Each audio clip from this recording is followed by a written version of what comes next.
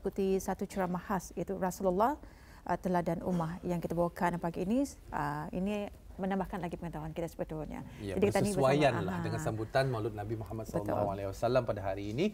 Kita bersama sudah berada di studio ketika ini ialah yang mulia Ustaz Muhammad Fatin Abdul Rahman bin Kifli.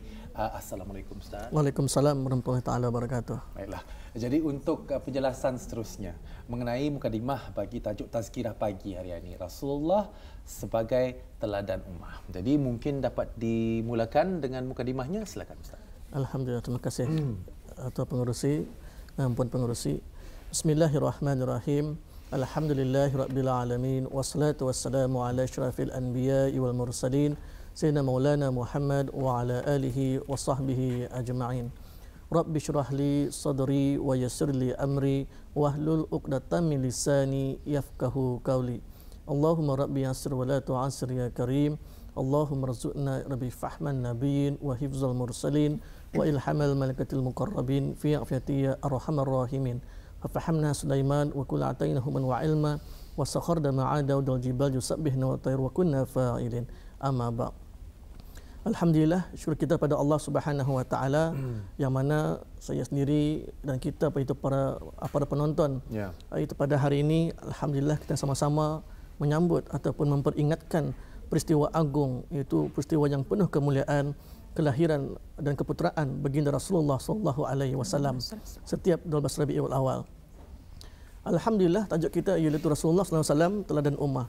Bila kita melihat daripada Rasulullah sallallahu alaihi wasallam teladan ummah di sana, ada 3 perkara yang perlu kami huraikan. Yang pertama sekali siapa dia Rasulullah sallallahu alaihi wasallam, kemudian apa dia teladan dan apa dia ummah sebenarnya.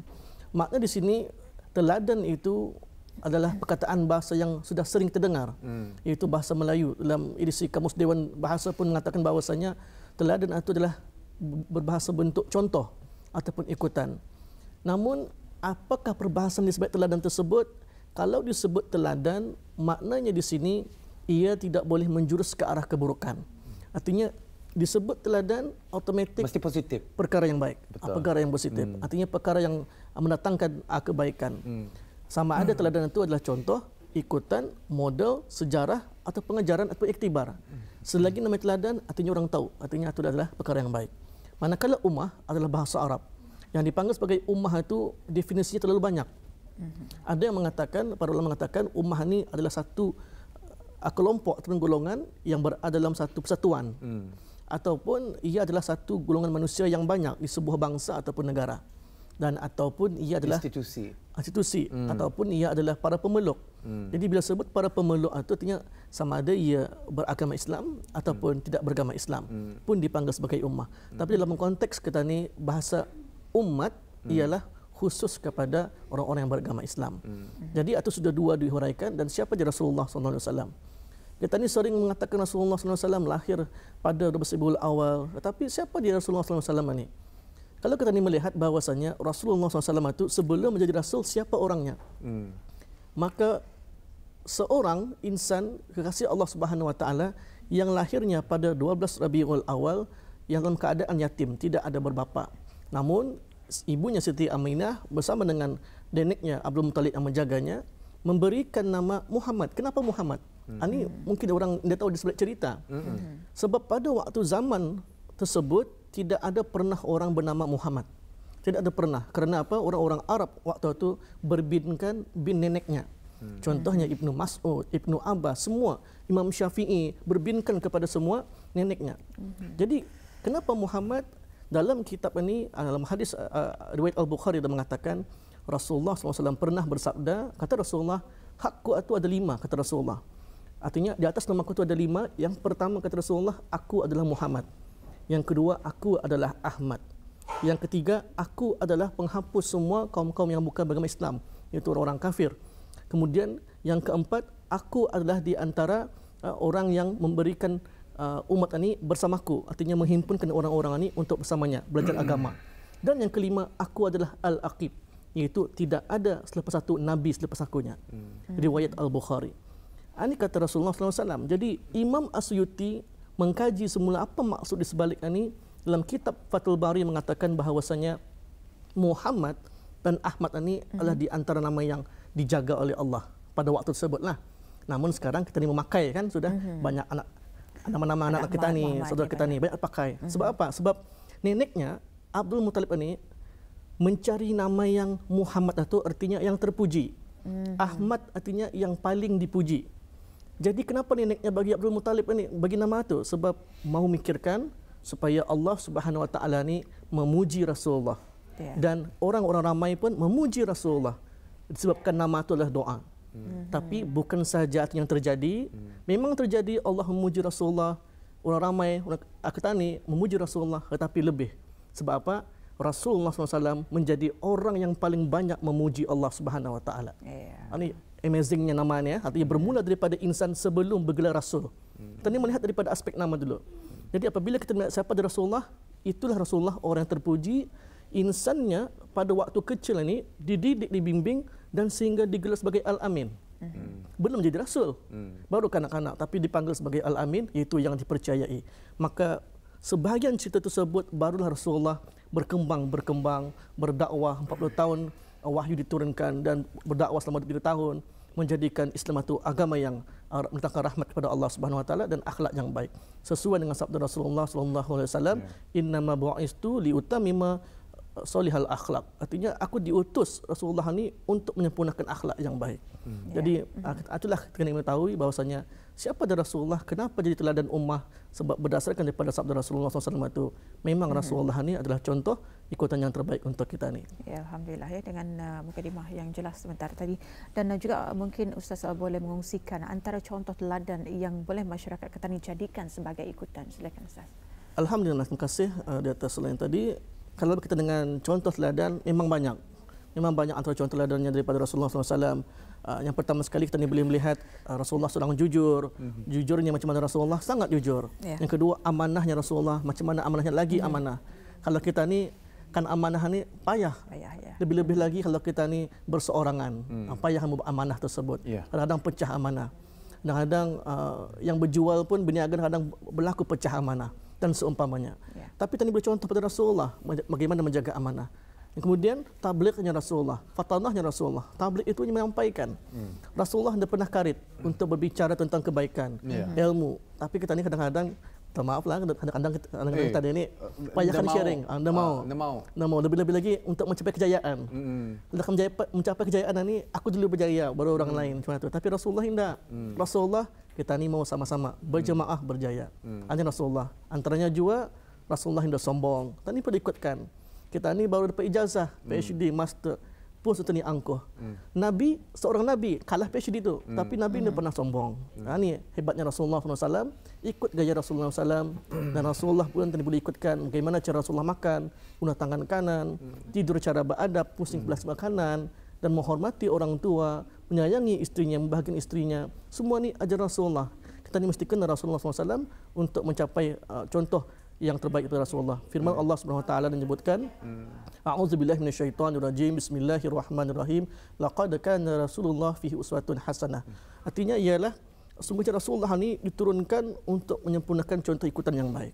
Maka kita ni siapa lagi kita ikutkan? Confirm Rasulullah sallallahu alaihi wasallam. Allahu a'lam. Saya paling suka tadi apabila Ustaz mengatakan mengenai refleksi macam mana perjalanan sirah kehidupan baginda Rasulullah sallallahu alaihi wasallam ini.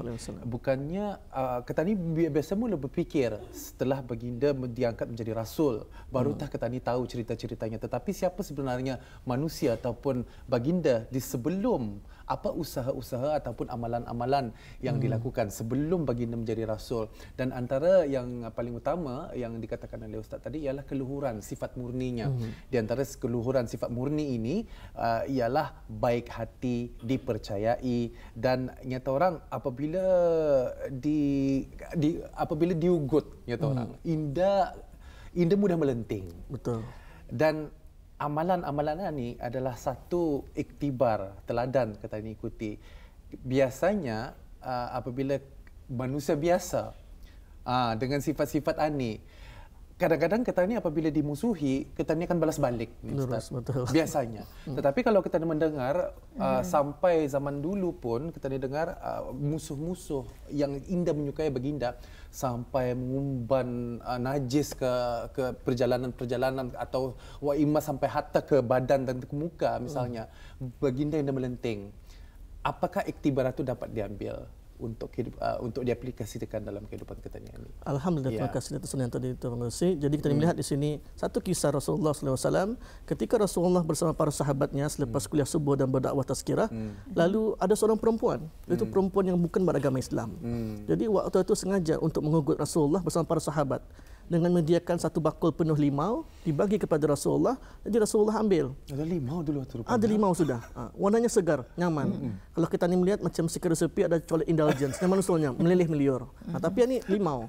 Waktu itu penyaman limau, jadi Rasulullah makan seorang. Tapi para sahabat semua lapar mau makan, tapi dia dibagi oleh Rasulullah.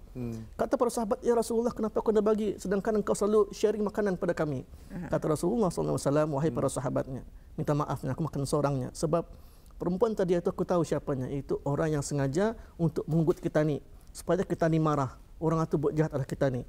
Kalau kamu makan, ya, wahai Abu Bakar, wahai Umar, ya, confirm kamu akan marah arah perempuan tersebut yang boleh menjatuhkan image Islam, menjatuhkan akhlak Islam macam mana sebenarnya. Jadi aku yang makan, kata Rasulullah SAW. Kita ni melihat di sini bahawasanya akhlak Rasulullah mungkin tahap toleransi kesabarannya tu lebih kuat. Betul. Yang kedua, disebab penyabar, Rasulullah ada tinggi lagi sifatnya, iaitu pemaaf. Rasulullah mudah maafkan orang lain. Apabila dikanakan saja, diumban saja, dilontar saja, seorang pemaaf. Tetapi ingat, Rasulullah adalah seorang manusia yang biasa, yang punya perasaan. Betul. Tapi semua perasaan tersebut diluahkan kepada siapa? Bukan ke Facebook, bukan ke TikTok, bukan ke Instagram, bukan semua sana. Tidak apa-apa tu.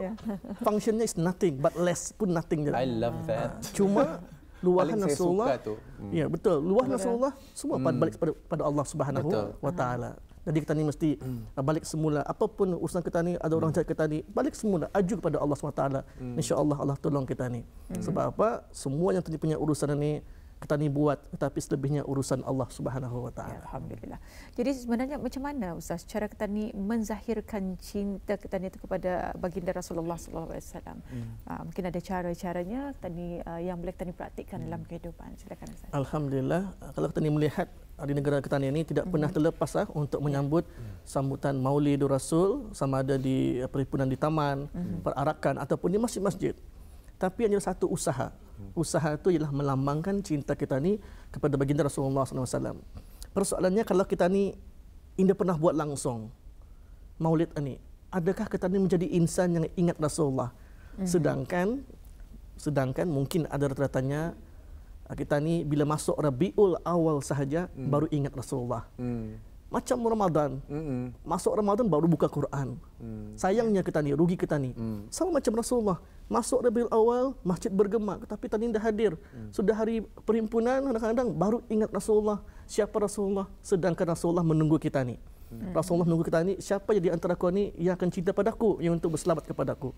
Maka di antara cinta kita ni, banyak macam mana pun kita ni buat untuk menghidupkan Rasulullah, jangan sampai kurang satu. Iaitu bukan kualiti ataupun bukan kuantiti yang tadi mahukan untuk menyambut Rasulullah, tetapi penghayatan kepada baginda Rasulullah SAW. Seorang insan yang bergelar kekasih Allah mengorbankan jiwanya, nyawanya untuk keamanan kita ni, untuk kita ni damai, untuk kita ni menjaga kemaslahatan sesuai dengan kita ni punya cara tingkah laku kita ni ikut Rasulullah SAW. Jadi Rasulullah SAW ini cara untuk mencinta sekurang-kurangnya tadi berselawat kepada baginda. Sebab apa? Baginda ni adalah satu nabi, seorang nabi. Ada pernah sabda Rasulullah SAW, kata Rasulullah SAW, banyak-banyak nabinya, nabi akan mendoakan kepada umatnya. Tapi akunya, nabi yang terakhir ini, akan mendoakan untuk umatku untuk akhirat, masuk ke syurga. Artinya syafaat. Maka syafaat ini, orang yang banyak berselawat, maka insya-Allah akan dibantu oleh Rasulullah SAW, dipermudahkan menuju ke syurga Allah Subhanahu Wa Taala. Siapa yang berselawat pastinya akan ditolong oleh Rasulullah SAW. Itu mungkin di antara cinta kita kepada baginda Rasulullah. Berkata kita tentang syafaat ini, kita hanya tinggal 2 minit saja bersama. Mungkin dapat dirumuskan dan topik ini dan juga apakah mungkin pesanan-pesanan daripada Ustaz kepada bukan generasi apa, mungkin generasi yang mendatang, kanak-kanak kita ni. Silakan Alhamdulillah. Ustaz. Ya. Alhamdulillah. Jadi sebagai kesimpulan di sini, saya menyuruh kepada semua masyarakat di sana yang bergelar ibu bapa, yang bergelar guru-guru, yang bergelar saudara dan sesama Islam kita ni. Bagi generasi baru yang akan datang ni, mungkin zaman akan berubah, teknologi makin canggih, mungkin ada yang berterbangan lepas ni, dia tahu, Allahu a'lam. Tapi walau bagi usin terabang hanya. Usin terabang, awak macam mana? Apapun yang terjadi lepas ni, jangan pernah tinggalkan, dedahkan mereka siapa dia Rasulullah SAW. Kerana tugas kita ni, sebagaimana firman Allah SWT menyebutkan, A'udzu billahi minasyaitonir rajim.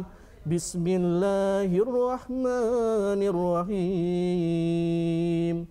Waltakum minkum ummatun yad'una ilal khair wa ya'muruna bil ma'ruf wa yanhauna 'anil munkar wa ulaika humul muflihun. Sadaqallahul azim. Apa kata Allah SWT? Hendaklah di antara kamu ada segolongan yang menyeru ke arah kebaikan, iaitu kebajikan, dan mencegah kemungkaran. Wa ula, kata Allah, mereka itulah orang-orang yang beruntung.